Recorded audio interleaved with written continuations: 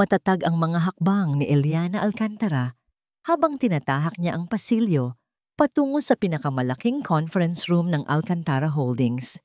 Ang bawat tunog ng kanyang mga takong sa makintab na sahig ay tila isang deklarasyon ng kanyang kapangyarihan at posisyon bilang CEO ng kumpanya ng kanilang pamilya. Sanay na siyang humarap sa mga malalaking isda sa mundo ng negosyo. Ngayon ang araw na yon. Isang napakahalagang presentasyon para sa isang proyektong maaaring mag-angat o magpabagsak sa kanilang dibisyon. Sa loob ng silid, ang hangin ay puno ng tensyon at pag-aasam. Nandoon na ang lahat ng miyembro ng board kasama ang kanyang ama na si Don Ricardo Alcantara na nakaupo sa dulo ng mahabang mesa. Ang kanyang mukha ay seryoso, ngunit may bahid ng pagtitiwala sa kakayahan ng kanyang anak.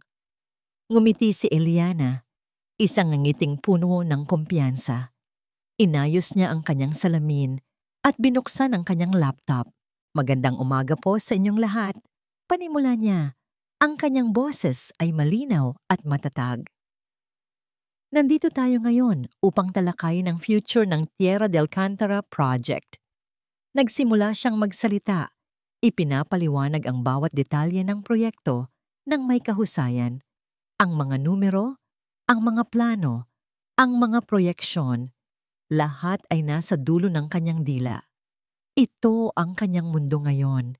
Isang mundong maingat niyang binuo. Isang mundong malayo sa anino ng kahapon. Isang kuta kung saan walang sinuman ang maaaring manakit sa kanya muli. Nasa kalagitnaan siya ng kanyang presentasyon nang biglang bumukas ang malaking pinto ng conference room. Isang saglit na katahimikan ang namayani habang lahat ay napalingon. Pumasok ang executive assistant ng kanyang ama. Paumanhin po sa abala, Don Ricardo, Ma'am Eliana, sabi nito, bahagyang yumuko. Kararating lang po ng ating bagong investor mula sa Sarmiento Group. Iisang malamig na kuryente ang gumapang sa buong katawan ni Eliana sa pagkarinig pa lang sa apelyidong iyon. Sarmiento, imposible. Hindi maari.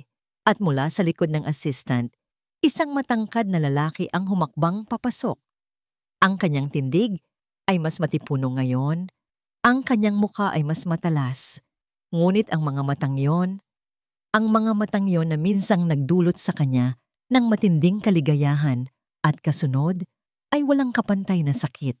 Walang duda. Siya nga, si Marco Sarmiento. Huminto ang mundo ni Eliana. Tila huminto sa pag-ikot ang lahat. Ang boses ng mga tao sa paligid niya ay naging isang mahinang ugong na lamang. Ang tanging nakikita niya ay ang lalaking nakatayo sa may pinto. Ang lalaking nagwasak sa kanya, 8 taon na ang nakalilipas. Tingnan niyo siya! Ang malakas na sigaw ni Marco sa gitna ng University Quadrangle. Nakaturo ang daliri niya sa kanya. Isang batang Eliana na nakatayo roon. Hawak ang isang lunchbox na may lamang paborito niyang adobo. Itong babaeng ito, walang ginawa kundi sundan ako kahit saan. Hindi ka ba talaga nakakaintindi, Eliana? Kailanman, hinding-hindi kita magugustuhan. Nakakahiya ka. Ang tawanan ng mga tao sa paligid ay parang mga punyal na tumusok sa kanyang puso. At ang huling mga salita ni Marco, bago siya talikuran, lubayan mo na ako. Isa kang malaking pagkakamali. Ma'am Eli, okay lang po kayo? Ang boses ng isa sa mga board member ang nagpabalik sa kanya sa kasalukuyan. Napakurap-kurap siya. Naramdaman ang panlalamig ng kanyang mga kamay. Naramdaman niya ang mga titig ng lahat, lalo na ang nag-aalalang tingin ng kanyang ama. At ang mga mata ni Marco, nakatitig ito sa kanya. Hindi na ang mga mata ng isang aroganteng binatilyo, kundi mga matang puno ng pagkabigla. Tila hindi rin nito inaasahan na siya ang makikita nito rito. Humugot ng isang malalim na hininga si Eliana. Hindi niya hahayaang makita ng lalaking ito ang epekto niya sa kanya. Hindi na ngayon. Masyado na siyang maraming isinakripisyo para maging ganito katatag. Pinilit niyang ngumiti. Kahit pakiramdam niya ay anumang oras ay bibigay ang kanyang mga tuhod. Yes, of course, my apologies. "Welcome, Mr. Sarmiento. Please have a seat." Nagpatuloy siya sa kanyang presentasyon, ngunit ngayon, ang bawat salitang lumalabas sa kanyang bibig ay tila pinipiga mula sa kanyang lalamunan. Ang boses niya, na kanina'y puno ng kumpiyansa, ay may bahagyang panginginig na siya lang ang nakakaramdam. Hindi niya magawang tumingin sa direksyon kung saan nakaupo si Marco. Pakiramdam niya, isang sulyap lang sa lalaking iyon ay guguho ang lahat ng pader na itinayo niya sa paligid ng kanyang puso. Nang matapos ang presentasyon, na tila tumagal ng isang kawalang hanggan, agad siyang nagpaalam. Hindi na niya hinintay ang mga tanong. "Kung may mga katanungan po kayo, ang aking team na po ang sasagot. I just need to step out for a moment." Hindi na niya hinintay ang sagot ng kanyang ama. Mabilis siyang lumabas ng silid. Ang bawat hakbang ay tila isang pagtakas. Dire-diretso siya sa pinakamalapit na banyo. Pagpasok niya, isinara niya ang pinto at isinandal ang sarili doon. Napapikit siya ng mariin. Ang tibok ng kanyang puso ay napakabilis. Halos hindi siya makahinga. Binuksan niya ang gripo at paulit-ulit na winisikan ang kanyang mukha ng malamig na tubig. Umaasang mabubura nito ang imahe ni Marco sa kanyang isipan. Bakit ngayon? Bakit dito? Pagkatapos ng 8 taon, bakit kailangang mag-cruise muli ang kanilang mga landas? Matapos ang ilang sandali, pinilit niyang kumalma. Tumingin siya sa salamin. Ang babaeng nakikita niya ay hindi na ang babaeng umiiyak noon sa quadrangle. Isa na siyang ina, isa siyang pinuno. Malakas siya. Inayos niya ang kanyang sarili, pinunasan ang mga gilid ng kanyang mata at huminga ng malalim. Kakayanin niya ito para sa kanyang mga anak, para sa kanyang sarili. Dahan-dahan niyang binuksan ang pinto ng banyo. Handa nang harapin muli ang mundo. Ngunit paglabas niya, ang mundo niya ay muling huminto. Nakatayo sa pasilyo, nag-aantay sa kanya si Marco. Ang kanyang mukha ay puno ng emosyong hindi mabasa ni Eliana. "Ellie," sabi nito sa isang boses na halos pabulong, isang pangalan na matagal na niyang hindi narinig mula sa mga labi nito. Hindi maalis sa isipan ni Marco ang nangyari. Habang nagmamaneho siya palayo sa gusali ng Alcantara Holdings, ang imahe ni Eliana ay malinaw na nakaukit sa kanyang isipan. Hindi na siya ang batang babae na laging nakasunod sa kanya, na may mga matang puno ng paghanga. Ang babaeng nakita niya kanina ay iba na. Makapangyarihan, malamig. Isang reyna sa sarili niyang kaharian, at sa kahariang iyon, malinaw na wala siyang lugar. Isang pamilyar na kirot ang kanyang naramdaman sa kanyang dibdib. Pagsisisi. 8 taon na niyang dinadala ang bigat ng kanyang ginawa. Ngayon, sa muli nilang pagkikita, bumalik ang lahat ng iyon. Mas matindi, mas masakit. Umupo siya sa loob ng kanyang sasakyan sa parking lot. Pinanood ang anino ni Eliana habang naglalakad ito patungo sa sarili nitong kotse. Ang bawat hakbang nito ay puno ng kumpiyansa.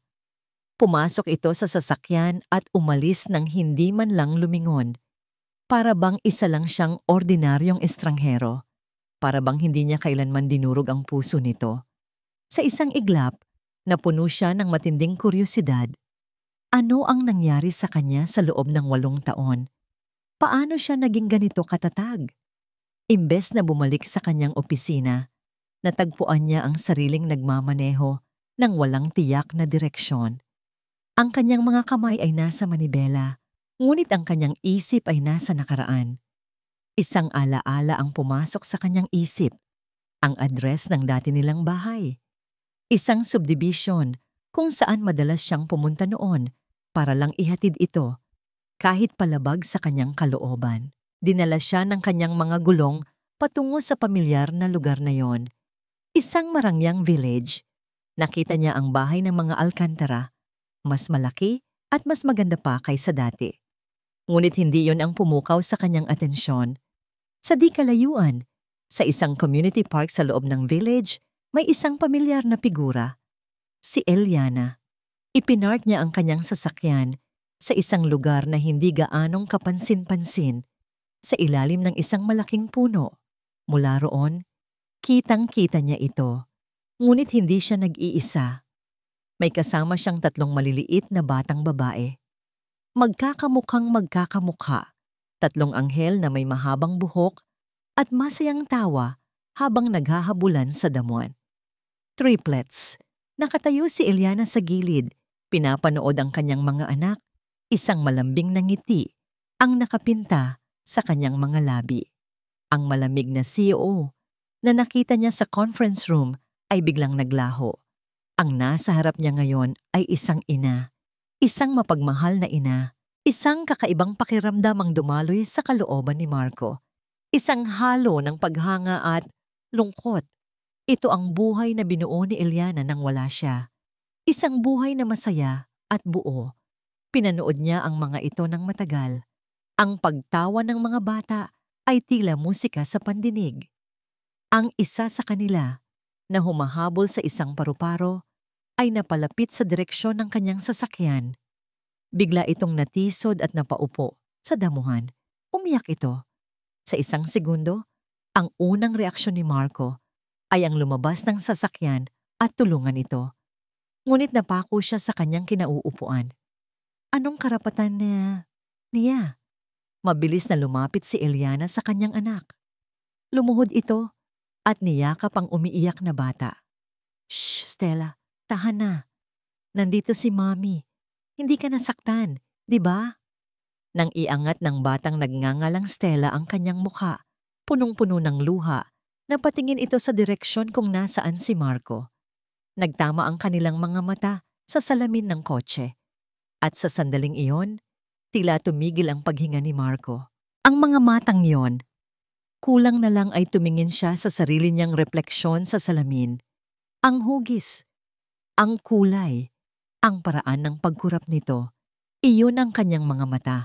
Mga mata ng isang sarmiento, isang malakas na kabog ang naramdaman niya sa kanyang dibdib.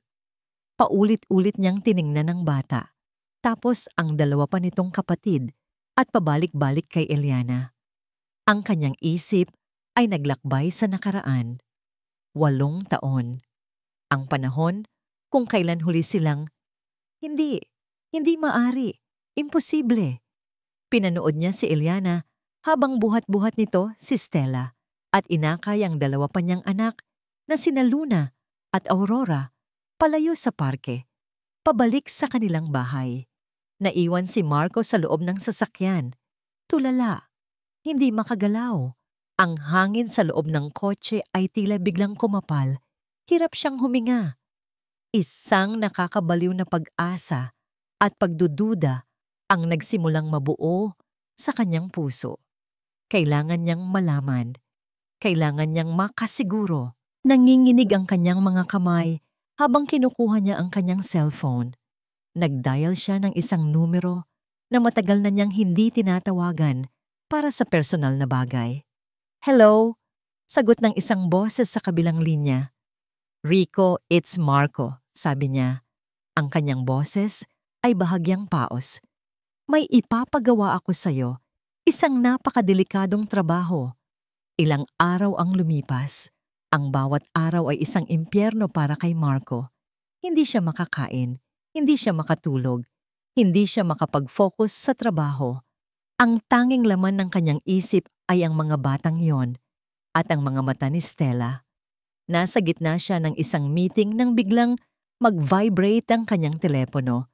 Isang hindi rehistradong numero. Alam na niya kung sino iyon. Agad siyang tumayo.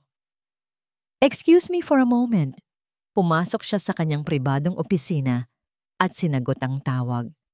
Ano na? Tanong niya. Hindi na makapaghintay. Isang sandaling katahimikan. Sir? Sabi ng boses ng pribadong investigador. Nakuha ko na ang resulta ng DNA test mula sa buhok ng bata na nakuha ko sa parke. Napahawak ng mahigpit si Marco sa gilid ng kanyang mesa. Ang kanyang puso ay kumakarera. Positive. Gabi na. Ang malaking bahay ng mga Alcantara ay nababalot na sa katahimikan. Para kay Eliana, ito ang pinakapaborito niyang oras sa buong araw. Ang oras kung kailan ang buong mundo sa labas, ang mga meeting, ang mga kontrata, ang mga problema, ay pansamantalang humihinto. Nasa playroom siya, nakaupo sa malambot na carpet, habang ang tatlo niyang anghel ay abala sa pag-aayos ng kanilang mga laruan bago matulog. Si Stella, si Luna, at si Aurora, ang kanyang buhay, ang kanyang lakas, ang kanyang lahat. "Mommy, can you read us one more story?" Tanong ni Luna, habang yakap-yakap ang paborito nitong teddy bear. Ngumiti si Eliana, isang ngangiting totoo at walang halong pagkukunwari. "Of course, baby. After you fix your toys, go to your room and I'll follow." Ito ang kanyang santuwaryo. Ang mundong binuo niya para sa kanyang mga anak. Isang mundong ligtas, masaya, at higit sa lahat, kumpleto. Hindi nila kailangan ng iba. Sapat na siya. Sapat na si Mommy at ang lolo nila. Ding-dong, ang biglaang tunog ng doorbell ay tila isang malakas na pagbasag sa kanilang tahimik na gabi. Nagkatinginan sila ng kanyang mga anak. Sino naman kaya ang bibisita sa ganitong oras? "Stay here, girls. Mommy will just check," sabi niya habang marahang tumatayo. Habang naglalakad siya patungo sa pinto, isang hindi maipaliwanag na kaba ang gumapang sa kanyang dibdib. Pinilit niyang iwaksi ito. Marahil ay isa lang itong delivery na na-late. Ngunit nang buksan niya ang malaking pinto, ang lahat ng hangin sa kanyang baga ay tila biglang naubos. Nakatayo sa harap niya si Marco. Ang kanyang mukha ay seryoso, walang bahid ng arogansya ng nakaraan. Ang kanyang mga mata ay nakatutok sa kanya, puno ng isang determinasyon na nagpadala ng takot sa buong sistema niya. "Anong ginagawa mo rito?" Ang nanginginig ngunit mariin niyang tanong. Sinubukan niyang isara ang pinto, ngunit mabilis na iniharang ni Marco ang kanyang kamay. "Kailangan nating mag-usap, Ellie." "Wala tayong dapat pag-usapan," sagot niya, itinutulak ang pinto. "Umalis ka na." "Hindi ako aalis hanggat hindi mo ito tinitingnan," sabi ni Marco. At mula sa hawak nitong brown envelope, inilabas niya ang isang papel. Itinapat niya iyon sa harap ng mukha ni Eliana. Ang mga mata ni Eliana ay napako sa mga salitang nakaprint sa papel. DNA test result. Pangalan ni Stella Alcantara. Pangalan ni Marco Sarmiento. At sa dulo, ang mga numerong tila sumusunog sa kanyang mga mata. Probability of paternity, 19.99%. Isang malamig na takot ang bumalot sa kanya. Hindi. Paano? Sa isang iglap, ang takot ay napalitan ng galit. Isang mabangis na galit na nagmula sa kaibuturan ng kanyang kaluluwa. Hinablot niya ang papel mula sa kamay ni Marco. Ras, ras, ras. Pinagpira-piraso niya ito nang walang pag-aalinlangan. Ang mga piraso ng papel ay parang nyebe na nahulog sa kanilang paanan. "Ano to? Isang kasinungalingan!" Sigaw niya. Ang kanyang boses ay basag sa galit. "Isang desperadong paraan para makapasok ka ulit sa buhay ko. Hindi ka pa ba tapos sa paninira sa akin, Marco?" "Hindi yan kasinungalingan, Eli, at alam mo yan." Ganti ni Marco. Ang boses niya ay tumaas na rin. "Mga anak ko sila. May karapatan ako sa kanila." "Karapatan?" Tumawa si Eliana ng mapakla. "Wala kang karapatan. Nasaan ka noong gabi-gabi akong umiiyak? Nasaan ka noong nahihirapan akong dalhin sila sa sinapupunan ko? Nasaan ka noong ipinanganak ko sila ng mag-isa? Nasaan ka sa bawat kaarawan nila, sa bawat lagnat nila, sa bawat tagumpay nila sa eskwela? Wala ka. Kaya huwag na huwag mong sasabihin sa akin ang salitang karapatan." Ang kanilang sigawan ay umalingaw-ngaw sa loob ng bahay. Biglang bumukas ang ilaw sa hagdanan. "Anong gulo ito, Eliana?" Ang malalim at makapangyarihang boses ni Don Ricardo Alcantara ay pumuno sa espasyo. Bumaba ito ng hagdan, nakasuot ng robe, Ang kanyang mukha ay nagpapakita ng matinding galit habang nakatingin kay Marco. Papa, bulong ni Eliana.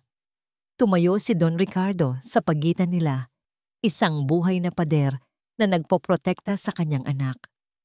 Anong karapatan mong pumasok sa pamamahay ko at guluhin ang anak ko, Sarmiento? Nandito lang po ako para sa mga anak ko. Matatag na sagot ni Marco, hindi nagpatinag sa tingin ng matanda. Ngumisi si Don Ricardo. Mga anak mo? Ang pagkakaalam ko walang ama ang mga apo ko. At kung magkakaroon man sila, sisiguraduhin kong hindi ikaw yon. Tumingin siya sa mga security guard na nag-aabang sa gilid. Palabasin ang lalaking ito at siguraduhin yung hindi na siya makakatapak muli sa lugar na ito. Lumapit ang dalawang malalaking guard kay Marco. Hindi na ito nanlaban. Ngunit bago siya tuluyang hilahin palabas, ang kanyang mga mata ay muling napako kay Eliana. Mga matang puno ng sakit, pagsisisi at isang bagong determinasyon. Blag! Isinara ng malakas ang pinto. Napasandal si Eliana dito. Nanginginig ang buong katawan. Niyakap siya ng kanyang ama. Shh, anak, wala na siya. Hindi ka na niya guguluhin. Ngunit sa gitna ng katahimikan, isang boses ang sumigaw mula sa labas. Isang boses na tumagos sa kahoy ng pinto, sa pader ng bahay at direkta sa kanyang puso. Kahit anong gawin niyo, hindi ako susuko. Mga anak ko sila, Ellie. Ang pagsara ng malaking gate ng mansyon ng mga Alcantara sa kanyang harapan ay parang isang pinal na hatol. Ngunit habang nakaupo si Marco sa loob ng kanyang kotse, sa gitna ng madilim na gabi, ang naramdaman niya ay hindi pagsuko. Ito ay apoy. Isang nag-aalab na determinasyon na mas lalo pang pinainit ng galit at pangungulila. Hindi na siya ang Marco ng nakaraan. Isang duwag na tumatakbo sa responsibilidad. Ngayon, mayroon siyang 3 dahilan para lumaban. 3 maliliit na bituin na kailangan niyang abutin, gaano man kataas ang pader na kailangan niyang akyatin. Alam niyang hindi niya maaaring daanin sa dahas ang lahat. Ang mga Alcantara ay makapangyarihan. Ang anumang legal na hakbang ay magiging isang magulo at masakit na proseso para sa lahat, lalo na para sa mga bata. Kailangan niya ng ibang stratehiya. Kailangan niyang patunayan ang kanyang sarili, hindi sa salita, kundi sa gawa. Kinabukasan, natagpuan ni Marco ang sarili sa isang lugar na hindi niya kailanman inakalang papasukin niya. Isang malaking toy store sa isang high-end mall. Pakiramdam niya ay isa siyang alien sa mundong iyon na puno ng mga nanay, yaya, at mga nag-iiyakang bata.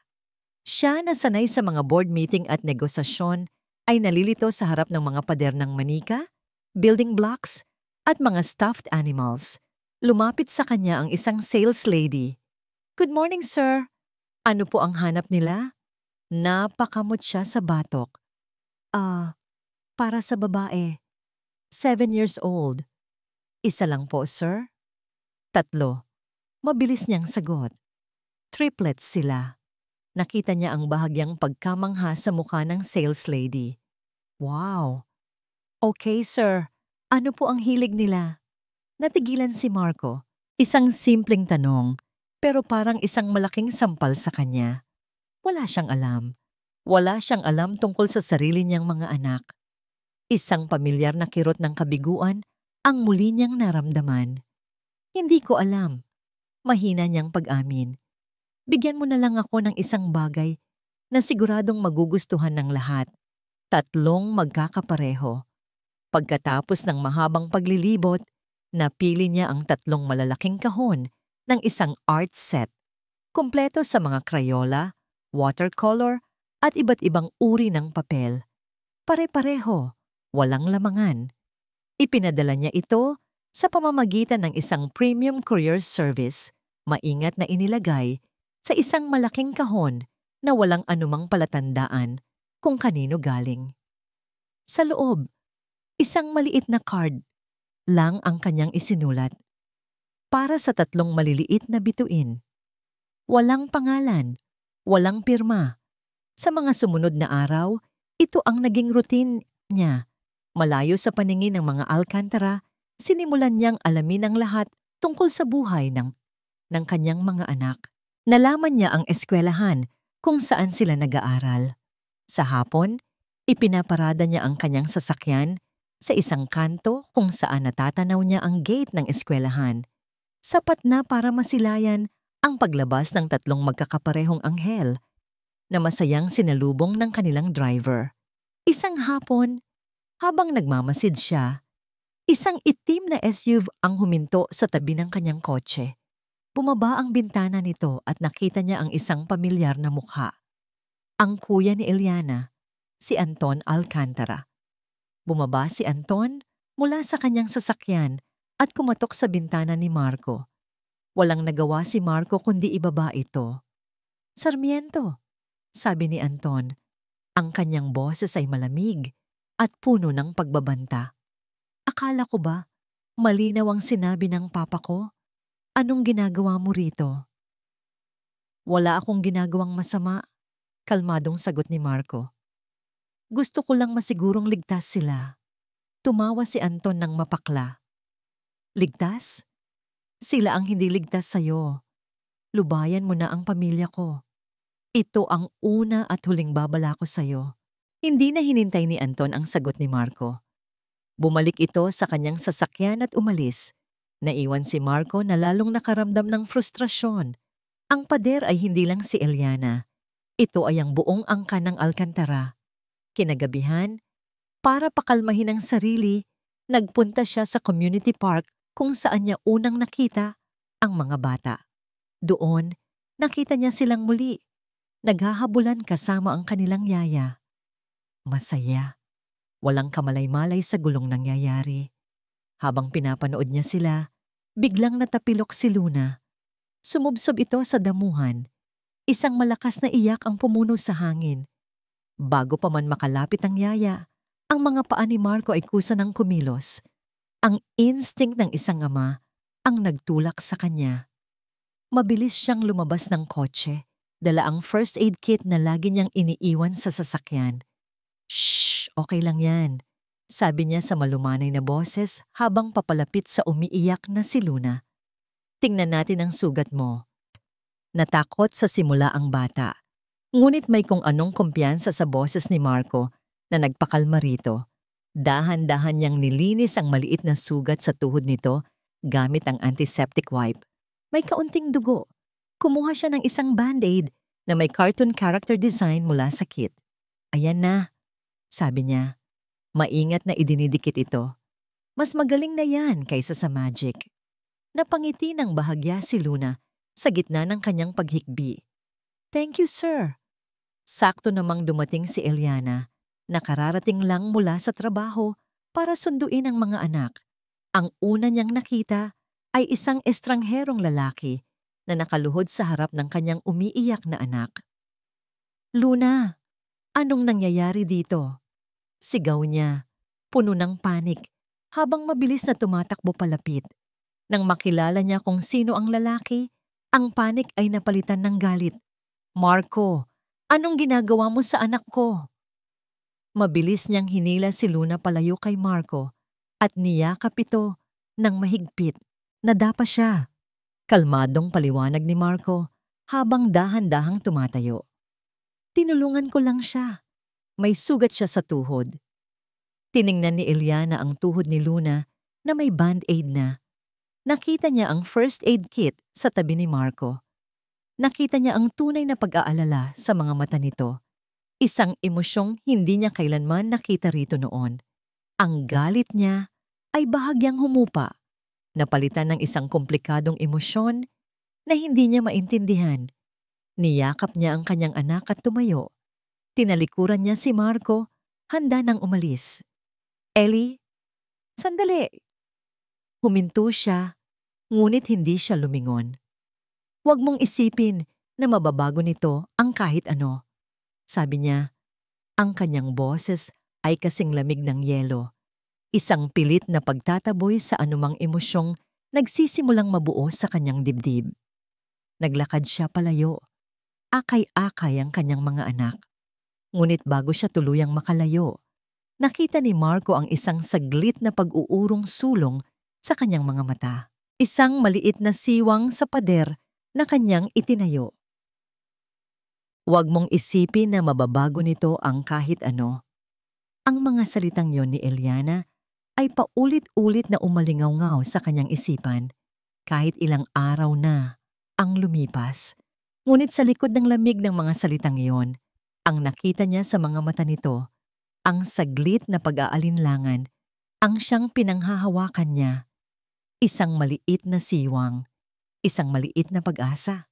Sa kauna-unahang pagkakataon, sa loob ng 8 taon, nakaramdam siya ng kaunting kapayapaan. Ang mga unang hakbang ay palaging mahirap, ngunit kahit papaano, nagsimula na siya. Hindi na siya ang lalaking tumatakbo. Isa na siyang amang sumusubok. Ngunit ang kapayapaang yon ay hindi nagtagal. Ang Alcantara Foundation ay nagdaraos ng taunang charity ball, isa sa mga pinakamalaking social event ng taon. Bilang COO, si Eliana ang isa sa mga punong abala. Para sa kanya, trabaho lang ito. Isang gabi ng mga pekeng ngiti at mga formal na pag-uusap para sa isang mabuting layunin. Suot ang isang eleganteng itim na gown. Abala si Eliana sa pagbati sa mga bisita. Professional, mahinahon, bawat galaw niya ay kalkulado. Ngunit sa loob-loob niya, hindi siya mapakali. Alam niyang isa sa mga major sponsor ng gabi ay ang Sarmiento Group. Darating si Marco. At hindi niya alam kung paano niya haharapin ito sa harap ng napakaraming tao. You look absolutely stunning, Eli. Isang pamilyar na boses ang pumutol sa kanyang pag-iisip. Isang boses na parang lason na nakabalot sa matamis na pulot. Dahan-dahan siyang lumingon. Nakatayo sa harap niya si Isabela Montemayor, nakangiti ng napakatamis, suot ang isang mamahaling puting bestida na tila sumisigaw ng kanyang kayamanan. Isabela, malamig na bati ni Eliana. I didn't know you were invited. Oh darling, tumawa si Isabela. My family is one of the biggest donors tonight. Of course I'd be here. Besides, I wouldn't miss this for the world. It's been a while since we last saw each other. Ang huling pagkikita nila ay noong araw na yon sa universidad. Si Isabela na nakatayo sa tabi ni Marco na may isang mapanuyang ngiti sa kanyang mga labi habang pinapanood siyang mapahiya sa buong mundo. It has been a while. Walang emosyong sagot ni Eliana. I heard the news. Patuloy ni Isabela. Inilapit ang kanyang mukha na parang may ibinubulong na sikreto. Marco's back! At mukhang nagkakagulo na naman kayo. Napatiimbagang si Eliana. Hindi ko alam kung anong sinasabi mo. Oh please, Eli. The whole business circle is talking about it. The great Marco Sarmiento investing in an Alcantara project. It's so dramatic. Parang sa mga pelikula lang. Hinawakan ni Isabela ang braso niya. I'm so happy for you. Mukhang naka-move on ka na talaga. With your 3 beautiful daughters, it's a miracle how you managed to raise them all by yourself. Ang bawat salita ni Isabela ay may dalang patalim. Ang pagdidiin sa salitang by yourself ay isang direktang insulto. Ngunit si Eliana ay hindi na ang dating mahinang babae. Yes, they are my miracles. Matatag na sagot ni Eliana. Marahang tinatanggal ang kamay ni Isabela sa kanyang braso. And I don't need anyone else to complete my life. Now if you'll excuse me, I have other guests to entertain. Tatalikod na sana si Eliana nang muling magsalita si Isabela. Mas mahina na ngayon, mas mapanganib. Alam mo, nakakaawa si Marco. He was so devastated back then, but I had to protect him.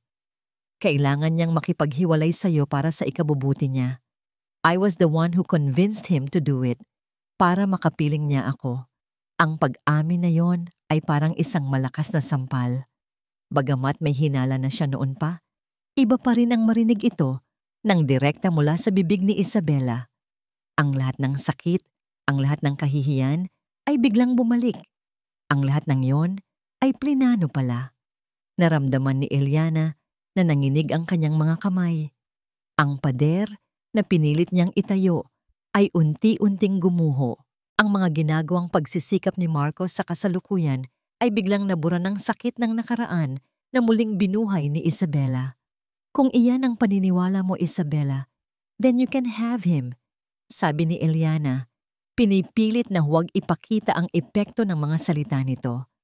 Ngunit bago pa man siya tuluyang makalakad palayo, idinugtong ni Isabela ang kanyang huling pinakamakamandag na salita, sapat lang para marinig nilang dalawa.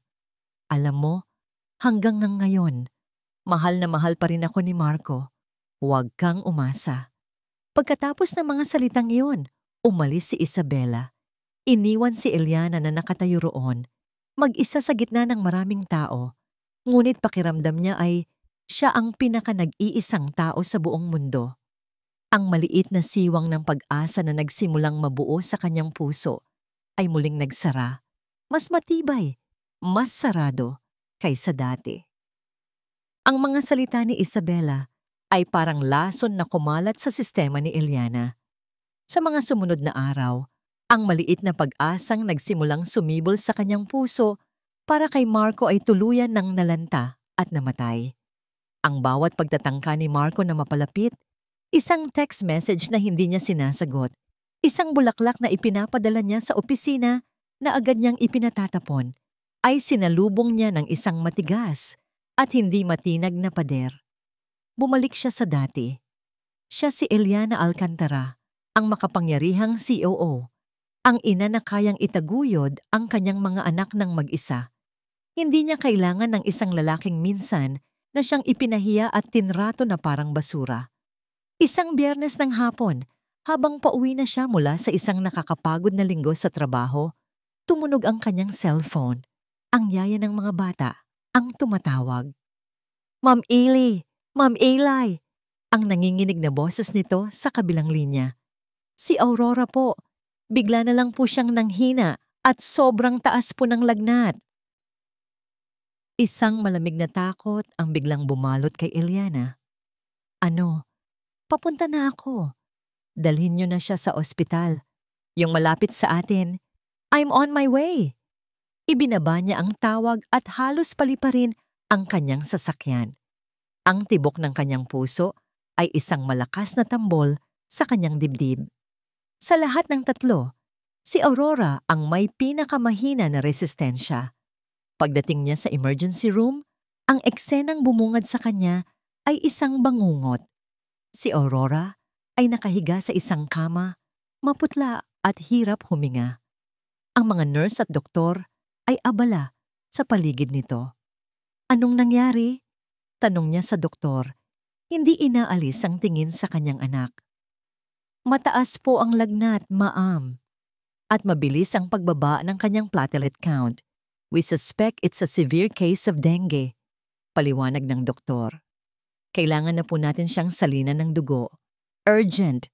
Mayroon siyang rare blood type. AB negative. Natigilan si Eliana. AB negative? I'm type A. Ang papa ko type O. Paano? Kailangan po nating maghanap ng donor as soon as possible, ma'am. Every minute counts. Ang mundo ni Eliana ay gumuho. Tinawagan niya ang kanyang ama, ang kanyang kuya, ang lahat ng kamag-anak na kaya niyang tawagan. Ngunit wala. Walang tumugma. Ang bawat hindi na naririnig niya ay parang isang suntok sa kanyang sikmura. Napaupo siya sa isang upuan sa labas ng ER. Ang kanyang muka ay nakasubsob sa kanyang mga palad. Ang luha ay nagsimulang dumaloy nang walang tigil. Pakiramdam niya ay wala siyang silbi. Sa kabila ng lahat ng kanyang pera at kapangyarihan, hindi niya mailigtas ang kanyang sariling anak. Sa gitna ng kanyang desperasyon, isang pangalan ang pumasok sa kanyang isip. Isang huling pag-asa. Isang taong kinamumuhian niya. Ngunit isang taong. Nanginginig ang kanyang mga kamay habang kinukuha niya ang kanyang cellphone at hinahanap ang numero nito. Ang kanyang pride, ang kanyang galit, lahat ay nawala. Ang tanging mahalaga ngayon ay si Aurora. Hello? Eli? Ang boses ni Marco sa kabilang linya ay puno ng pag-aalala. "Marco," sabi niya. Ang kanyang boses ay basag sa pag-iyak. Si Aurora. Hindi na niya kailangang magpaliwanag pa. "Nasaan kayo? Anong ospital?" Ibinigay niya ang address at bago pa man niya maibaba ang tawag, narinig niya ang kalabog ng mga susi at ang mabilis na pagbukas ng pinto sa kabilang linya. Wala pang 15 minuto, isang humaharurot na sasakyan ang huminto sa tapat ng emergency entrance. Bumaba si Marco, gusot ang kanyang damit, tila hindi na nag-abalang mag-ayos. Ang kanyang mga mata ay puno ng pag-aalala. At agad nitong hinanap si Eliana. "Anong nangyari?" tanong nito, habang papalapit. "Kailangan niya ng dugo," sabi ni Eliana, halos pabulong. "Abi negative. Walang meron sa amin." Hindi nagsalita si Marco. Dire-diretso itong lumapit sa nurse station. "Kailangan ng pasyente na si Aurora Alcantara ng dugo. AB negative ang blood type ko. I'm willing to donate. Now." Anging mga salitang yon ay parang musika sa pandinig ni Eliana. Napatingin siya kay Marco na walang pag-aalinlangan na inaalok ang sarili. Ang kanyang mga mata ay hindi nakatingin sa kanya, kundi sa salaming bintana ng silid kung nasaan ang kanilang anak. Mabilis ang mga sumunod na pangyayari. Dinala si Marco sa isang silid para kunan ng dugo. Si Eliana ay naiwan sa labas, nagaantay, nanginginig. Dumating ang kanyang ama at kuya, ngunit ang kanyang mga mata ay nakapako lang sa pintuan kung saan pumasok si Marco. Nang matapos ang proseso, lumabas si Marco na medyo maputla, may bulak sa braso. Hindi ito umupo para magpahinga. Tumayo ito sa tabi ni Eliana, sa labas ng silid ni Aurora, at tahimik na nagmasid. Ilang oras silang nakatayo roon, magkatabi, hindi nagsasalita. Walang sisihan, walang galit. Tanging dalawang magulang na nag-aalala para sa kanilang anak. Nang sa wakas, ay lumabas ang doktor na may ngiti sa labi at sinabing stable na ang kondisyon ni Aurora. Isang malakas na hininga ng ginhawa ang pinakawalan nilang dalawa. Napaupo si Eliana sa sobrang relief at doon na tuluyang bumuhos ang kanyang mga luha. Naramdaman niya ang isang kamay sa kanyang balikat, si Marco. Nang mag-angat siya ng tingin, nakita niya ang luhang dumadaloy din sa mga mata nito. Mga luhang totoo, mga luha ng isang ama. "Salamat," bulong niya. Isang salitang simple, ngunit puno ng kahulugan. Isang salitang hindi na nagmula sa galit, kundi sa isang pusong puno ng pasasalamat. Ang pader na naghihiwalay sa kanila sa sandaling iyon ay tuluyang gumuho. Ang insidente sa ospital ang naging tulay. Ang pader na itinayo ni Eliana sa loob ng 8 taon ay unti-unting gumuho, brick by brick, dahil sa isang sakripisyong hindi niya inaasahan. Ang dugong dumadaloy ngayon sa mga ugat ni Aurora ay dugo rin ni Marco. Paano niya pa maitatanggi ang katotohanan iyon? Sa mga sumunod na linggo, isang bagong routine ang nabuo. Hinayaan na ni Eliana na dalawin ni Marco ang mga bata. Sa simula ay sa bahay lang nila. Palaging may kasamang yaya o miyembro ng pamilya. At sa kauna-unahang pagkakataon, nakita ni Eliana kung paano maging isang ama si Marco. Hindi ito perpekto. Noong una, hindi niya alam kung paano makipaglaro. Ngunit matiyaga siyang natuto. Natuto siya ng magbasa ng mga kwentong pambata na may iba't ibang boses. Natuto siyang magtali ng sintas ng sapatos. Natuto siyang makipaghabulan sa hardin hanggang sa mapagod. Isang hapon, habang nagbabasa si Marco ng libro para sa 3, pinanood sila ni Eliana mula sa di kalayuan. Si Stella ay nakasandal sa isang balikat niya, si Luna sa kabila, at si Aurora ay nakakandong sa kanya. Ang mga daliri nito ay naglalaro sa butones ng kanyang polo. Isang perpektong larawan. Isang larawan ng isang pamilya, isang maliit na ngiti, ang sumilay sa mga labi ni Eliana. Marahil, May pag-asa pa. Marahil karapat-dapat ngang bigyan ng pangalawang pagkakataon ang nakaraan. Ang pagbabagong ito ay hindi nakaligtas sa mga mata ni Isabela Montemayor. Bawat balita tungkol sa unti-unting paglalapit muli ni Marco at Eliana ay parang lason sa kanyang pandinig. Ang lalaking pinaghirapan niyang agawin noon ay unti-unti na namang nawawala sa kanya at hindi siya papayag na mangyari iyon. Kung hindi niya kayang makuha si Marco sa malinis na paraan, gagawin niya ito sa paraang siya lang ang nakakaalam. Ang anibersaryo ng Alcantara Holdings ang naging perpektong entablado para sa kanyang huling pinakamalupit na plano. Ito ang pinakamalaking corporate event ng taon. Dinaluhan ng lahat ng bigating pangalan sa industriya. Nagniningning si Eliana sa kanyang suot na emerald green gown. Sa tabi niya, sa unang pagkakataon, sa isang pampublikong okasyon, ay si Marco. Hindi bilang isang business partner, kundi bilang kanyang escort. Ang bulong-bulungan sa buong ballroom ay malakas, ngunit hindi nila ito ininda. Nasa kalagitnaan ng gabi, habang nagbibigay ng kanyang talumpati, si Don Ricardo. Biglang umakyat sa entablado, si Isabela Montemayor. Ang lahat ay natigilan. Kinuha niya ang isa pang mikropono. Ang kanyang muka ay puno ng isang mapagkunwaring awa. Paumanhin po sa abala. Panimula niya, ang kanyang boses ay nanginginig na parang malapit ng umiyak. Mayroon lang po akong isang mahalagang anunsyo. Isang katotohanan na kailangang malaman ng lahat, lalo na ni Marco Sarmiento. Ang lahat ng mata ay napunta kay Marco na nakatayo sa tabi ni Eliana. Ang kanyang muka ay puno ng pagkalito. Alam kong lahat tayo ay masaya para kay Marco at Eliana, patuloy ni Isabela. Ngunit ang kaligayahang ito ay nakatayo sa isang malaking kasinungalingan. Mula sa kanyang maliit na clutch, inilabas niya ang isang folder. Sa loob ng maraming buwan, binabagabag na ako ng aking konsensya, kaya't nagpa siya akong alamin ang katotohanan. Ibinigay niya ang folder sa isang event staff para i-project ang laman nito sa malaking screen sa likod ng entablado. Isang dokumento ang lumitaw, isang resulta ng DNA test. Ang mga pangalan ay malinaw. Marco Sarmiento, Stella Alcantara, Luna Alcantara, Aurora Alcantara. At sa dulo, ang mga salitang tila sumabog na parang isang bomba. Probability of paternity, %. Isang malakas na hiyawan ng pagkabigla ang pumuno sa buong ballroom. Si Eliana ay napahawak sa kanyang dibdib, hindi makahinga. Hindi totoo yan. Hindi pa ako tapos, sabi ni Isabela. Ang kanyang boses ay puno na ngayon ng lakas. Ang pinakamasakit na parte nito ay kung bakit niya ito ginawa.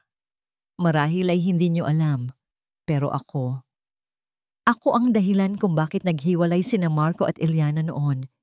Pinilit ko si Marco na hiwalayan siya dahil nalaman kong ginagamit lang siya ni Eliana, na pera lang ang habol niya. Ang bawat salita ay isang punyal na direktang tumusok sa puso ni Eliana. At ngayon, para makaganti, gumawa siya ng isang masalimuot na plano. Sigaw ni Isabela. Ginamit niya ang 3 batang hindi naman anak ni Marco para itali siyang muli, para makuha ang pera at kapangyarihan ng mga Sarmiento. Nilinlang kanya Marco, nilinlang niya tayong lahat. Ang lahat ng kamera, lahat ng cellphone, lahat ng mga mata ay nakatutok ngayon sa kanila. Ang flash ng mga kamera ay parang kidlat na gumuguhit sa madilim na gabi. Si Marco ay nakatayo roon, tulala, nakatingin sa screen. Ang 0% na yon ay tila humihigop sa lahat ng lakas sa kanyang katawan. Tumingin siya kay Eliana. Ang kanyang mga mata ay puno ng pagkalito, sakit, at isang bagong sumisibol na pagdududa. Si Eliana naman ay nakatingin sa kanya. Ang kanyang mga mata ay puno ng luha, nagmamakaawa, umaasang hindi siya maniniwala sa kasinungalingang yon.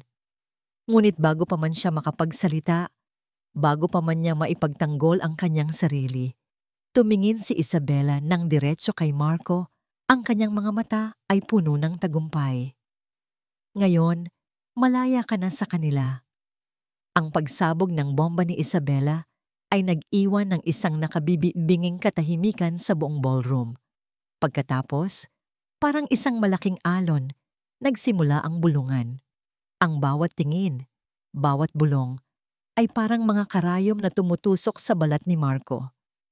Ropercent, ang numero ay paulit-ulit na umiikot sa kanyang isipan, isang bangungot na ayaw tumigil. Tumingin siya kay Eliana na nakatayo sa tabi niya.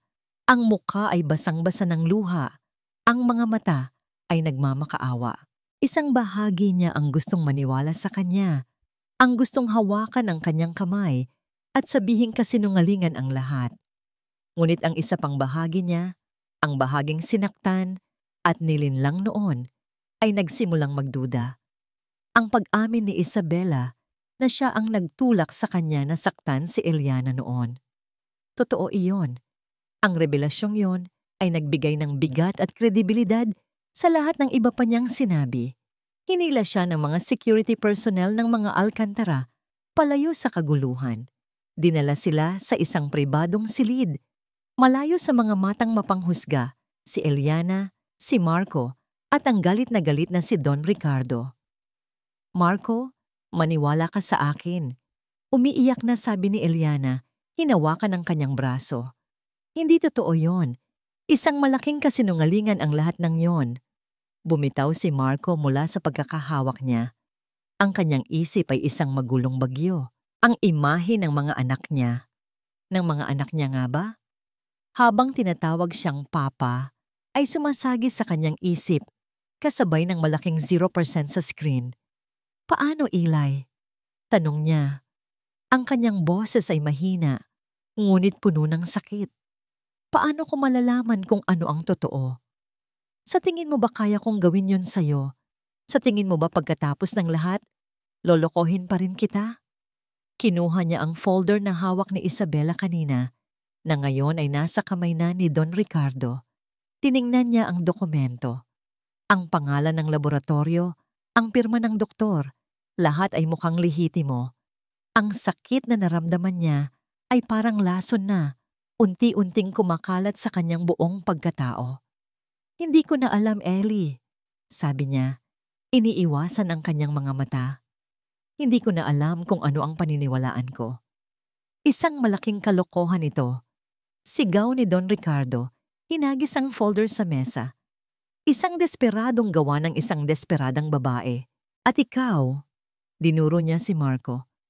Matapos ang lahat ng ginawa mo sa anak ko, ngayon, maniniwala ka pa rin sa iba? Ganyan ka ba talaga kaduwag? Ang salitang duwag ay tumama kay Marco. Dahil totoo, naging duwag siya noon. At ngayon, sa harap ng isang napakalaking pagdududa, muli siyang natatakot. Takot na malinlang, takot na masaktan muli. Kasinungalingan ba, Eli? Tanong niya. Ang kanyang boses ay puno ng desperasyon. Naghahanap ng kahit anong kapitan. Totoo bang nilapitan mo ako noon dahil sa pera? Totoo bang ginamit mo lang ako? Ang tanong na yon ay ang huling patak na nagpatapon sa lahat. Ang mukha ni Eliana ay nagbago. Ang pagmamakaawa ay napalitan ng isang malalim na sakit at pagkadismaya. Hindi ka naniniwala sa akin. Bulong niya. Hindi isang tanong, kundi isang mapait na katotohanan. Pagkatapos ng lahat, hindi ka pa rin naniniwala sa akin. Hindi na siya umiyak. Pinunasan niya ang kanyang mga luha. Ang kanyang mga mata ay naging malamig na parang yelo. Ang pader na unti-unting gumuho ay muling itinayo. Mas mataas, mas matibay, at ngayon, wala nang anumang siwang. Umalis ka na, sabi niya sa isang boses na walang emosyon. Eli. Sinabi kong umalis ka na. Sigaw niya, ang kanyang boses ay basag sa sakit. Ayoko nang makita pa ang pagmumukha mo. Tapos na tayo. Walang nagawa si Marco kundi tumalikod. Ang bawat hakbang palayo sa kanya ay parang 1 milya ang layo. Iniwan niya si Eliana na umiiyak sa mga bisig ng kanyang ama. Sa paglabas niya ng silid, sinalubong siya ng isang abogado mula sa pamilya Montemayor.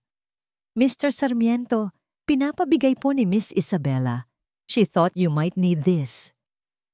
Iniabot sa kanya ang isang dokumento. Isang petisyon para sa isang temporary restraining order laban kay Eliana Alcantara at sa kanyang 3 anak upang hindi na sila makalapit sa kanya. Isang legal na pader na maghihiwalay sa kanila. Sa ilalim ng impluwensya ni Isabela, sa gitna ng kanyang kalituhan at sakit, pumirma siya. Kinabukasan, habang sinusubukan ni Eliana na pulutin ang mga piraso ng kanyang nawasak na buhay, isang opisyal mula sa korte ang dumating sa kanyang bahay. Iniabot nito sa kanya ang isang sobre. Nanginginig niyang binuksan ito. Ang mga legal na salita ay lumabo sa harap ng kanyang mga mata. Ngunit ang pangalan ng petitioner ay malinaw na malinaw. Marco Sarmiento.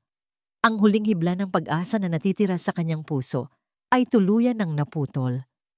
Hindi lang siya iniwan ni Marco sa ere. Itinulak pa siya nito sa bangin. Ang penthouse ni Marco ay naging isang madilim na kuweba. Ang mga kurtina ay laging sarado. Tinatabunan ng liwanag ng araw.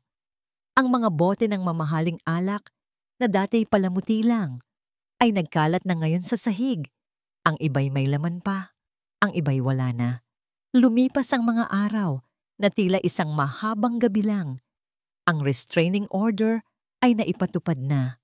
Wala ng Eliana, wala ng mga bata. Ang tanging kasama niya sa kanyang pag-iisa ay ang multo ng kanilang mga tawa at ang nakabibinging katahimikan. Sinubukan ni Isabela na punan ang espasyong yon. Araw-araw siyang dumadalaw, nagdadala ng pagkain na hindi naman niya ginagalaw. Nag-aalok ng aliw na lalo lang nagpapabigat sa kanyang dibdib. Hindi mo kailangang maging ganito, Marco. Sabi nito isang gabi, habang inaalis ang isang bote ng alak sa kanyang kamay. Malaya ka na. Dapat masaya ka. Masaya? Paano siya magiging masaya kung ang pakiramdam niya ay may malaking butas sa kanyang puso? Ang kalayaan na sinasabi ni Isabela ay parang isang kulungan na walang rehas. Isang gabi, sa gitna ng kanyang kalasingan, binuksan niya ang kanyang cellphone. Ang kanyang daliri ay kusa nang nag-scroll sa kanyang gallery at doon nakita niya ang mga larawang palihim niyang kinunan. Ang unang nangiti ni Luna nang bigyan niya ito ng ice cream. Ang seryosong mukha ni Stella habang sinusubukang magbasa ng isang makapal na libro. Ang mahimbing na tulog ni Aurora sa kanyang mga braso. Isang luha ang pumatak mula sa kanyang mata, tumulo sa screen ng telepono, ginagawang malabo ang imahe ng kanyang mga anak. Ang sakit. Sobrang sakit. Mas masakit pa kaysa noong saktan niya si Eliana. Dahil ngayon, alam na niya kung ano ang pakiramdam ng mawalan. Sa sobrang galit at frustrasyon, inihagis niya ang bote ng alak sa pader. Crash! Ang tunog ng nabasag na salamin ay umalingaw-ngaw sa buong silid. Ngunit hindi nito matabunan ng ingay sa loob ng kanyang ulo. Napaupo siya sa sahig, sa gitna ng mga bubog, at doon umiyak na parang isang bata. Umiyak siya para sa kanyang mga kasalanan. Umiyak siya para sa kanyang kahangalan. Umiyak siya para sa pamilyang winasak niya bago pa man ito mabuo. Kinabukasan, may bahagyang linaw na sa kanyang isip dahil sa hangover. Pinulot niya ang mga dokumentong iniwan ni Isabela sa kanyang mesa. Ang peking DNA result. Pinagmasdan niya itong muli. May isang bagay na hindi tama. Isang bagay na nakaligtaan niya sa gitna ng kanyang galit at pagkalito. Ang pangalan ng laboratorio. Montemayor Medical Diagnostics. Isang kumpanya na pag-aari ng pamilya ni Isabela. Isang maliit na detalye, ngunit sapat na para magtanim ng isang butil ng pagdududa sa kanyang isipan. Bigla niyang naalala ang gabi sa ospital, ang mga salita ng doktor. Mayroon siyang rare blood type, AB negative. Naalala niya ang pakiramdam ng karayom sa kanyang braso, ang dugo niyang dumadaloy para iligtas si Aurora. Paanong nangyari iyon kung 0% ang tsansa na siya ang ama? Isang milagro o isang malaking kasinungalingan? Ang butil ng pagdududa ay nagsimulang tumubo. Mabilis. Nanginginig niyang kinuha ang kanyang telepono. Hindi ang numero ni Eliana, hindi ang numero ni Isabela, kundi ang numero ng pribadong investigador na una niyang tinawagan. Rico, Marco to, sabi niya. Ang kanyang boses ay paos, ngunit puno na ngayon ng isang bagong klase ng enerhiya. Hindi na desperasyon, kundi isang malamig na determinasyon. Anong maitutulong ko sa'yo, sir? May bago akong ipapagawa sa'yo, sabi ni Marco habang nakatingin sa dokumentong may pangalan ng Montemayor. Imbestigahan mo ang Montemayor Medical Lab, bawat record, bawat empleyado, lahat. Ngayon na. Pagkababa niya ng telepono, tumayo siya. Naglakad siya patungo sa bintana at sa unang pagkakataon, sa loob ng maraming araw, hinawi niya ang makapal na kurtina. Ang liwanag ng araw ay sumilay, masakit sa kanyang mga mata, ngunit tinanggap niya ito. Tapos na ang pagmumukmok sa dilim. Oras na para hanapin ang liwanag ng katotohanan. Hindi nagtagal, dumating ang tawag na hinihintay ni Marco. Sir, may nahanap ako, sabi ni Rico, ang investigador. Isang medtech sa Montemayor Lab. Umamin siya. Binayaran daw siya ng malaking halaga para pekein ang resulta. May kopya ako ng bank transfer at text messages. Ang bawat salita ay parang isang martilyo na pumupukpok sa huling piraso ng pagdududa sa puso ni Marco. Ang sakit na naramdaman niya ay napalitan ng isang malamig at nag-aapoy na galit. Galit hindi lang kay Isabela, kundi sa sarili niya. Paano siya naging ganito kabulag? Paano niya nagawang saktan muli si Eliana? Kinuha niya ang lahat ng ebidensya. Ang audio recording ng pag-amin ng medtech, ang mga kopya ng bank records, at ang orihinal na DNA result na nakuha ni Rico. Isang 99.99% match. Hinawakan niya ang papel na yon na parang isang banal na kasulatan. Ang katotohanan. Ngayon, kailangan niyang harapin ang dalawang babaeng sumira at bumuo ng kanyang buhay. Una niyang tinawagan si Eliana. LA, please! Sabi niya nang sagutin nito ang tawag. Ang boses niya ay puno ng pagsusumamo. Kailangan nating mag-usap. Bigyan mo ako ng isang huling pagkakataon para ipaliwanag ang lahat, para itama ang lahat. Please! Isang mahabang katahimikan ang sumunod. Narinig niya ang paghinga nito sa kabilang linya. Pagod, nasasaktan. Saan? Ang tanging sagot nito. Sunod niyang tinawagan si Isabela. Magkita tayo. Sa private dining room ng La Vista. May gusto lang akong linawin. Ang boses niya ay kalmado. Isang mapanganib na katahimikan bago ang isang malakas na bagyo. Of course, Marco darling. Masayang sagot ni Isabela. I'll be there. Naunang dumating si Marco sa pribadong silid ng restaurant. Inayos niya ang lahat. Isang recorder sa ilalim ng mesa.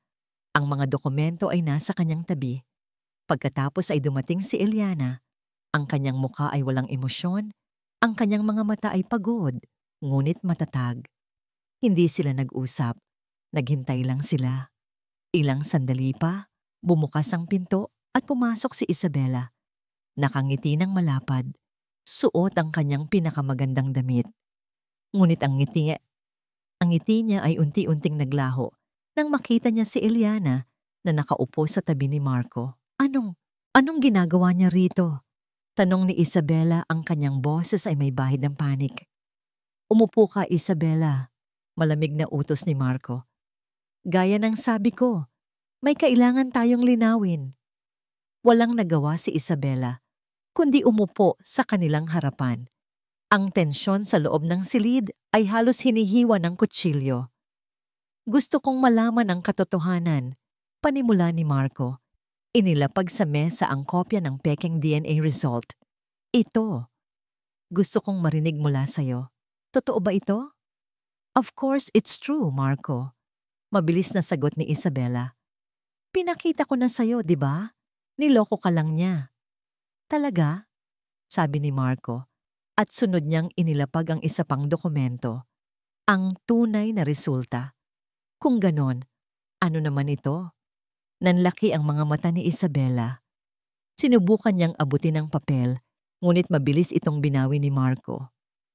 At ito pa, sabi ni Marco. Kinuha ang kanyang cellphone at pinindot ang play. Ang boses ng umaming medtech ay pumuno sa silid. Opo, sir. Pinilit lang po ako ni Ma'am Isabela. Binayaran po niya ako ng 5 milyon para palitan ang resulta. Ang kulay sa mukha ni Isabela ay biglang nawala. Hindi. Hindi totoo yan. Gawa-gawa lang yan.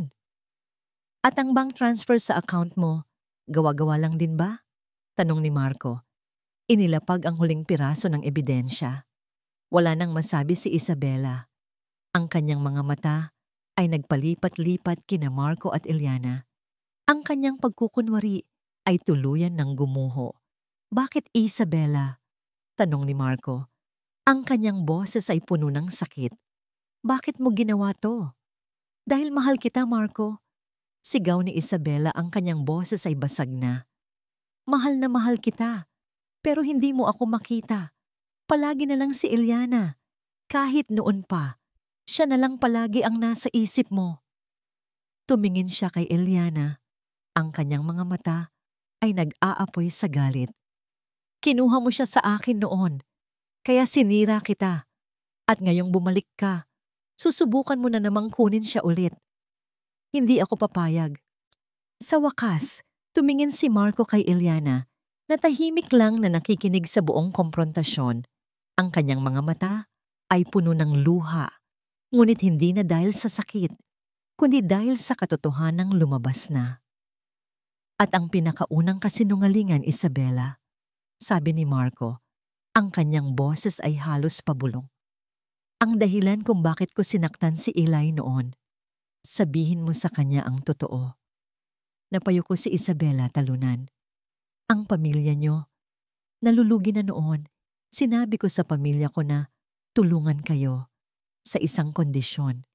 Nahihiwalayan mo si Eliana sa pinakanakakahiyang paraan at papakasalan mo ako. Ang huling revelasyon na yon ang tuluyang sumira kay Eliana. Napahawak siya sa kanyang bibig. Ang lalaking sumira sa kanya ay biktima rin pala. Tumayo si Marco. Umalis ka na, Isabela, at huwag ka nang magpapakita sa amin kahit kailan. Mabilis na tumayo si Isabela, puno ng luha at galit, at tumakbo palabas ng silid. Naiwan silang dalawa. Ang katahimikan ay mabigat, puno ng mga salitang hindi masabi. Hindi magawang tumingin ni Marco sa mga mata ni Eliana. Ang bigat ng kanyang kasalanan, ang noon at ang ngayon, ay halos dumurog sa kanya. Patawad, Eli. Bulong niya. Ang kanyang boses ay basag. Sa lahat. Ang salitang patawad ay nanatiling nakalutang sa hangin sa pagitan nila, mabigat at puno ng kahulugan. Sa loob ng ilang minuto, walang nagsalita. Tanging ang mahihinang tunog ng kanilang paghinga ang maririnig. Si Eliana ay nakaupo pa rin. Pinoproseso ang lahat ng kanyang narinig. Ang sakit na inakala niyang kagagawan lang ng isang aroganteng lalaki ay isa palang masalimuot na bitag. Ang lalaking sumira sa kanya ay nasira rin pala. Dahan-dahan siyang nag-angat ng tingin. Nakita niya si Marco, nakatayo malapit sa bintana, nakatalikod sa kanya. Ang kanyang mga balikat ay tila pasan ng bigat ng buong mundo. Hindi na ito ang Marco na kinamuhian niya. Hindi rin ito ang Marco na sinimulan niyang mahalin muli. Isa itong estranghero. Isang taong ngayon pa lang niya tunay na nakikilala. Bakit hindi mo sinabi sa akin noon? Ang mahinang tanong ni Eliana na bumasag sa katahimikan. Dahan-dahang humarap si Marco. Ang kanyang mga mata ay pula at puno ng pagsisisi. Dahil duwag ako, Eli. Dahil mas pinili kong iligtas ang pangalan ng pamilya ko kaysa sa puso mo. Akala ko, iyon ang tamang gawin. Akala ko, iyon ang responsibilidad ng isang anak. Pero iyon pala ang pinakamalaking pagkakamali ng buong buhay ko. Naglakad siya palapit sa mesa, ngunit hindi siya umupo. Nanatili siyang nakatayo, na parang hindi niya maramdaman na karapat-dapat siyang maupo sa kanyang harapan. At ngayon, inulit ko na naman, patuloy niya, ang kanyang boses ay nanginginig. Naniwala na naman ako sa kasinungalingan. Muli kitang sinaktan. Ang restraining order. Ellie, patawarin mo ako. Nabulag ako ng galit at pagdududa. Pinirmahan ko yon nang hindi nag-iisip. Tumayo si Eliana. Sa unang pagkakataon, hindi naggalit ang nakikita niya kay Marco, kundi awa at pag-unawa.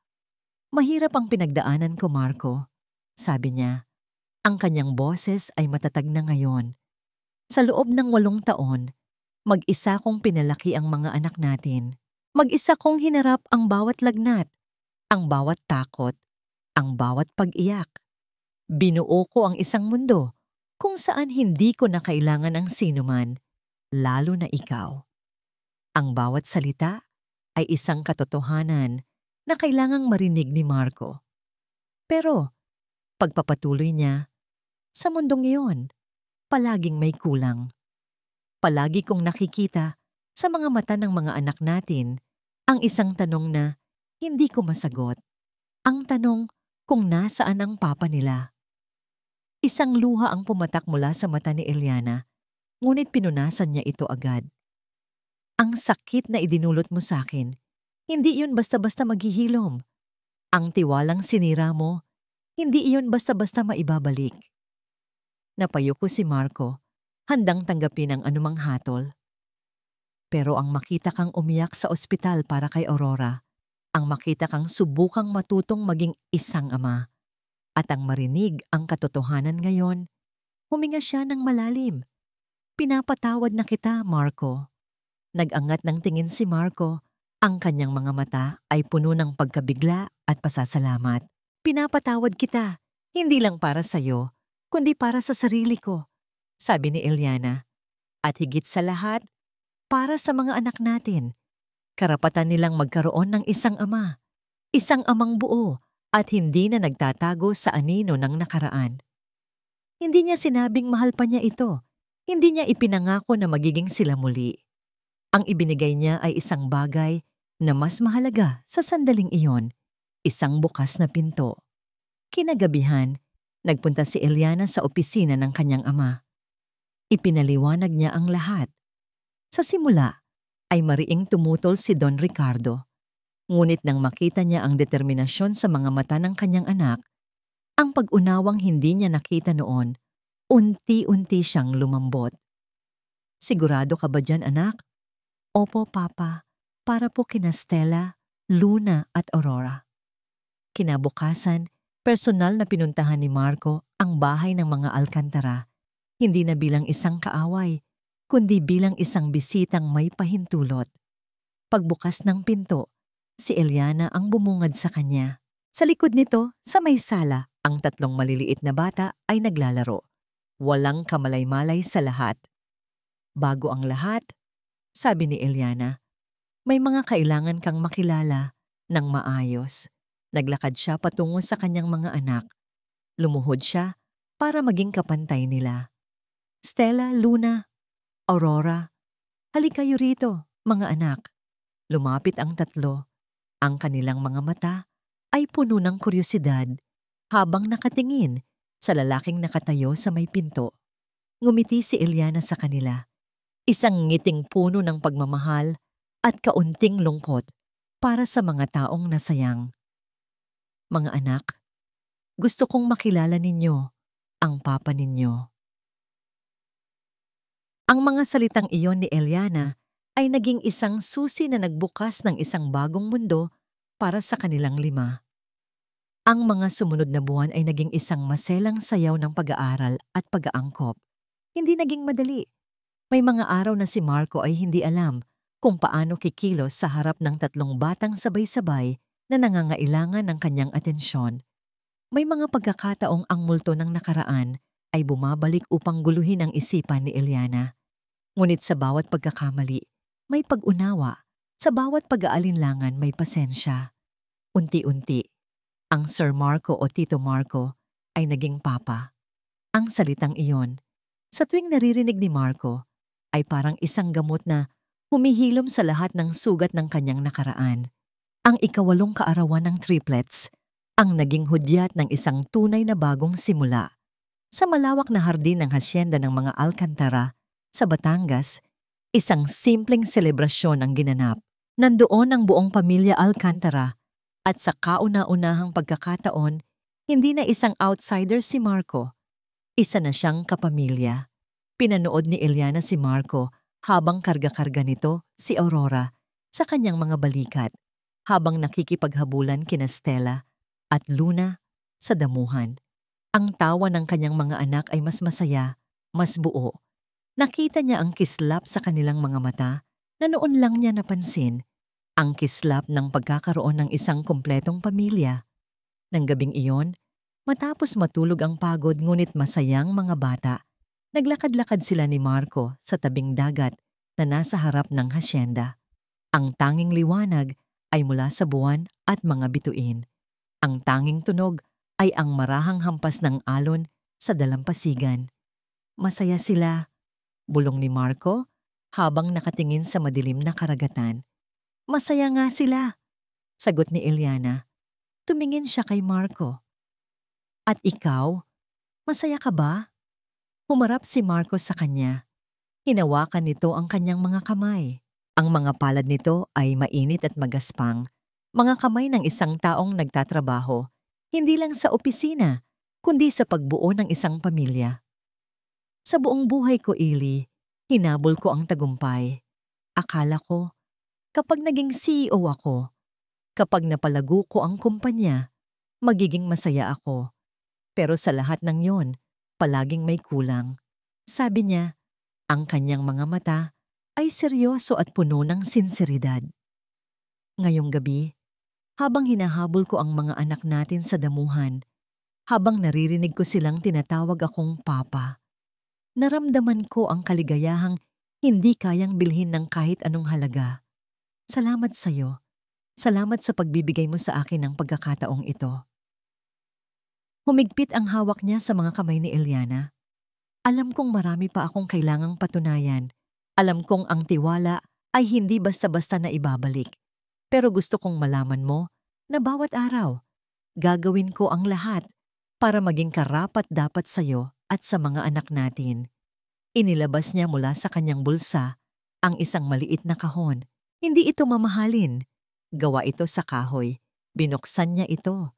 Sa loob, walang kumikinang na diamante. Ang laman nito ay isang simpleng singsing na yari sa pinulupot na sinulid. Isang bagay na ginawa niya kasama ang mga bata noong naglalaro sila isang hapon. Hindi pa ito ang tamang panahon para sa isang totoong singsing. Sabi niya, isang maliit na ngiti ang sumilay sa kanyang mga labi. Ito muna, isang pangako. Isang pangako na balang araw, kapag handa ka na, kapag karapat-dapat na ako, papalitan ko ito ng totoo. Isang pangako na mamahalin kita at ang mga anak natin habang buhay. Tumingin si Eliana sa singsing, tapos sa mga mata ni Marco. Nakita niya roon ang lahat, ang pagsisisi, ang pag-asa, at higit sa lahat, ang isang pag-ibig na nagkamali, nasaktan, ngunit natutong bumangon at maging mas matatag. Hindi niya sinagot ng oo, hindi pa. Ngunit dahan-dahan niyang inabot ang kanyang kamay. Kinuha ni Marco ang sinulid na singsing at marahang isinuot ito sa kanyang daliri. Tumayo sila roon, sa ilalim ng kalangitan na puno ng bituin, magkahawak kamay. Ang nakaraan ay hindi na isang multo na humahabol sa kanila, kundi isang aral na humubog sa kanila. Ang hinaharap ay hindi na isang malabong pangarap, kundi isang daan na sabay nilang tatahakin. Sa paghampas ng alon sa kanilang mga paa, alam nilang ito na ang simula. Isang bagong simula para sa kanilang 5. At dito nagtatapos ang makulay na kwento ng pag-ibig, pagpapatawad, at muling pagbangon ni na Eliana at Marco. Maraming salamat sa inyo, aming mga minamahal na tagapakinig, sa walang sawang pagsubaybay at pag-antabay sa bawat kabanata ng kanilang paglalakbay. Mula sa unang sakit ng nakaraan hanggang sa matamis na pag-asa ng kinabukasan, naging karamay namin kayo. Habang isinusulat namin ang kwentong ito, naramdaman namin ang bawat pait, bawat kilig, at bawat luha na kanilang pinagdaanan. Nais naming iparating sa pamamagitan ni Ellie at Marco na ang tunay na pag-ibig ay hindi perpekto. Ito ay nasusugatan, nagkakamali at kung minsan, nadudurog. Ngunit ito rin ay may kakayahang maghilom, matuto at magpatawad.